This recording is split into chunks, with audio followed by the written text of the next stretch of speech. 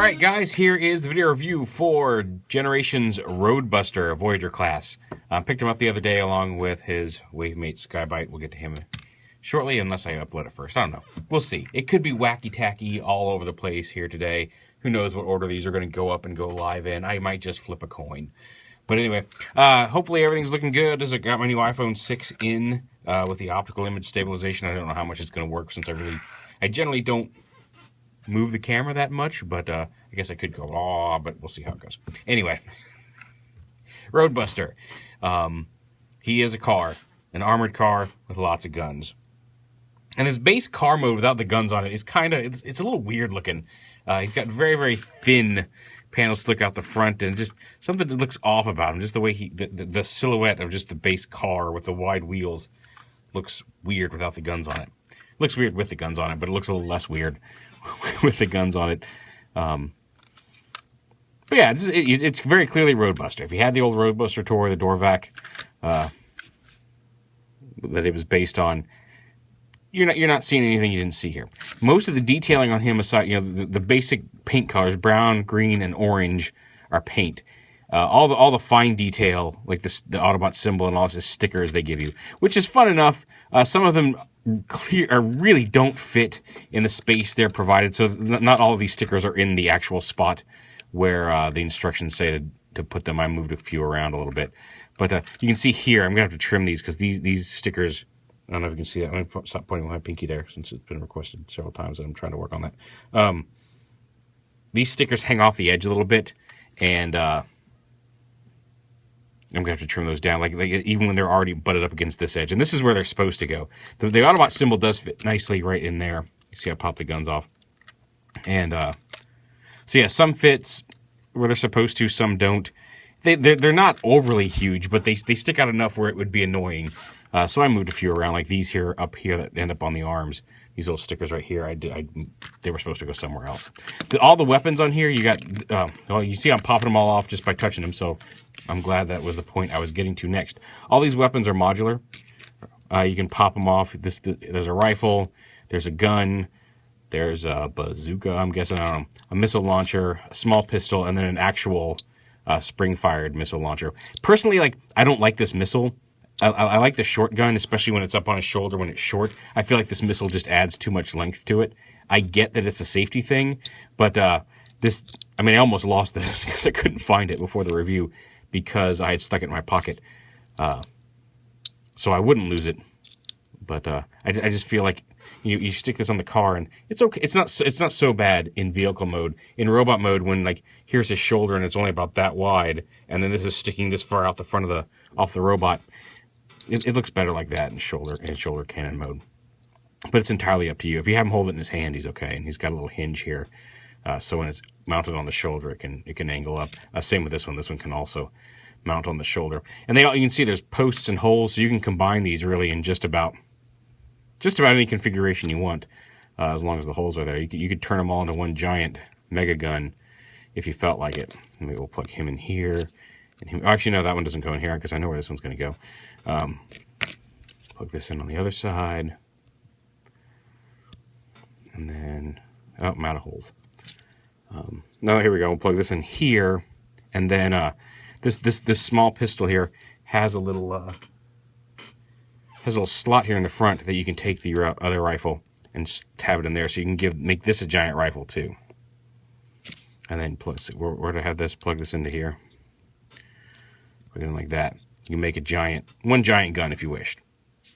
So it's kind of like the modulock of weaponry, which fits Roadbuster, I guess. He should have a lot of variable weapons. But here's all the individual pieces. You get 1, 2, 3, 4, 5, 6 actual weapons to go on him. And here's the base car mode. And here's what I was talking about. It just looks a little weird. It looks just a little too flat, I guess, from the side. And just a little droopy from the front. No, I don't want to go to work today. It's an armored car, and it's not horrible. From the top, it looks pretty badass. But just something's just off. It's not horrible. Just something seems a little weird for a car to me. And his transformation is not too difficult. You just kind of grab right here and pop them apart in the back. Flip that down again. You can see a sticker here. Again, this is where it's supposed to go. It's lined up over here, but you can see it's hanging off the edge over here. And you can kind of push those down, but it's just a little disappointing. Like I said, I'm just going to take an X-Acto knife and kind of trim those edges off, and then maybe I won't have a problem with them. But like there's some details sticking that one on crooked and red dots. All sorts of little details around the car. Now, he also comes with... nuts. You know what? I left it in the box at home. He also comes with... You can have this Autobot symbol, or there's a dark blue, which ends up being black when you put it on the orange, but or looking black when you put it on. But he's also got a comic book style Wrecker symbol that you can put there as well. So yeah, come back here, split the legs. These are on. You can see there's a weird assembly for the ankles here. There's a hinge here, which gives them their ankle tilt. So it hinges here, and then it twists here, and then it's got a ratchet here. So you get a lot. You can get a lot of range of motion out of the feet, which would be awesome. Except there's really only a few positions where he's really stable or looks okay with those feet position. But it is there if you want it. Fold the wheels in, bring those out, and again we'll adjust the feet. This is what they look like when you pull them all the way down, and I like to take them and use those hinges and bend them back a little bit, and then bend them at the hinge so they sit kind of against the. They just pulls the ankle back a little bit, so you don't have as much of the foot looking clown shoesy all over here when you transform them. Entirely up to you. Like I said, they give you that option. Personal preference. I just like to pull them back a little bit. So there's the feet, and then up here on the arms, you just split them off.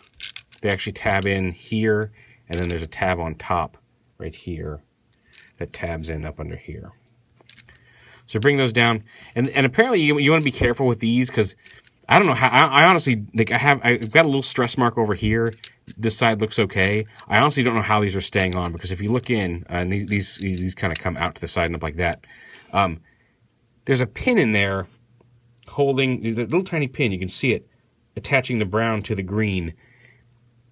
And it just looks like it's a pin. It doesn't look like there's a flatter or wider head holding this on.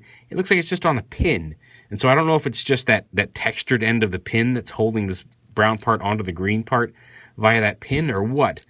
But I can totally see how, like, people have had broken shoulders. Like I said, you can kind of see a little stress mark there coming off that pin. I'm being very careful with it, and it doesn't exhibit any looseness. But people have broken their shoulders. I can absolutely see why, because that is not... couldn't tell you what the joint is on the other side of the green piece. I can't really get in there without significantly bending it. I don't want to risk breaking it. But that looks like a really weak connection point, and I'm kind of surprised at that. So just a word of warning: people have broken their shoulders.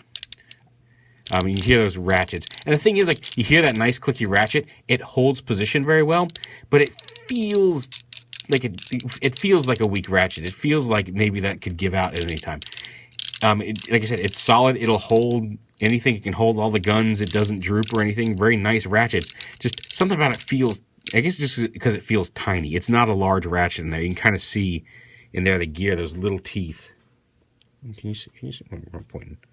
Yeah, it's right up here on the, right around that big silver button. Little tiny teeth. On little tiny ratchets, so holds well enough. It just feels a little cheap. Okay, then this comes down like this. You want to rotate these panels in to form the abs. This tab right here is going to peg in right here.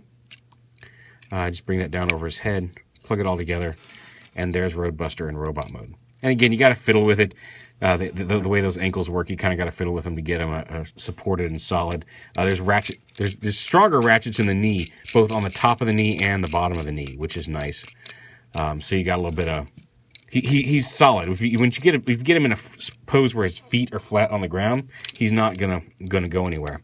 The arms actually are tabbed in. You want to bring them down, and you can see there's a hinge here and a hinge here, and you can do that. It kind of gives him skinny forearms, which I'm not a big fan of the skinniness right through here when he's so bulky everywhere else. But if you just use this upper joint, you can bring that up and just kind of use that upper joint, and then it kind of fills in that space. It brings this thin piece next to this thin piece and bulks up those forearms. So it's really up to you how you want to do it. That's my personal preference. But if you want some more motion, there is a double, there's a hinge here, and ratcheting hinge here, and a ratcheting hinge here. So you've got a decent choice of movement here in the arms. This is what I'm talking about. Those stupid feet are just.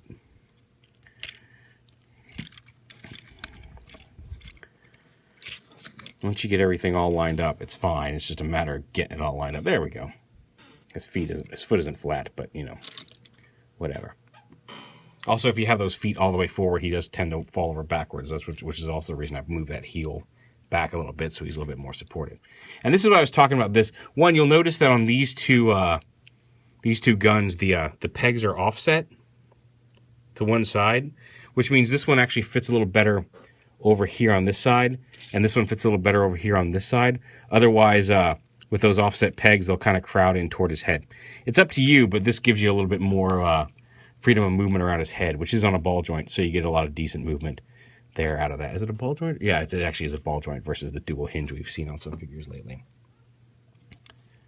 So that goes there, and then again, you can I like to give him just the rifle plain, and you can kind of do whatever you want with the rest of them. The way I do it is I'll put this one on his shoulder, and then I'll give him this little pistol here, and then I'll attach this to the side of this up here. And that's how I've been doing it. Or actually I'll put this on top of this. And that gives him a nice, lift this up a little bit. Weapons him up really nicely. Let's see. And again, that's what I'm talking about. This sticks really, really far out. And you can angle it up, again, that hinges there. But I think it looks better as more of a mortar cannon without the missile. The potential to shoot a projectile like this, but it doesn't stick out off the front of the robot quite as far. Again, entirely up to you, but that's how I like to do it. He's a little shorter than Skybite. We'll show him off in the Skybite video. We'll do a size comparison. I forgot to bring anything else to compare them with tonight because I've got so much stuff here to review since I've been waiting a couple days for the new phone to get here. So I am still going to use the DSLR. I did a couple test videos with that, if you remember, and I just haven't gotten that to work for video the way I want it to yet.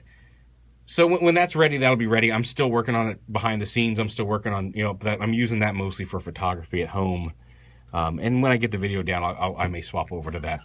But with the new iPhone, I figured we'd give it a shot. But there it is. There is Voyager Roadbuster. The more I play with him, the more I like him. I wasn't sure on him at first. I kind of picked him up thinking, I've heard decent things. I like Roadbuster. And seeing him in person doesn't look too bad. And playing with him, he's fun. There's a few bits, like I said, some of the ratchets in the shoulders, they feel weak, but they click and they hold just fine. I've had no problems, supporting lots of weapons at full range there.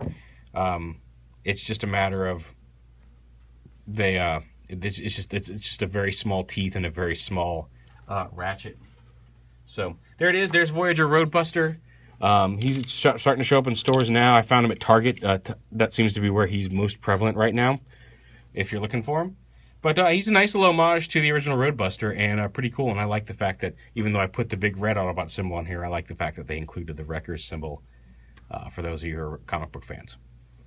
Well, those of us, I say. I'm a big fan of the comic book fans. I just wanted to go with the big red Autobot symbol for nostalgia's sake. Voyager Roadbuster, out now. Check him out.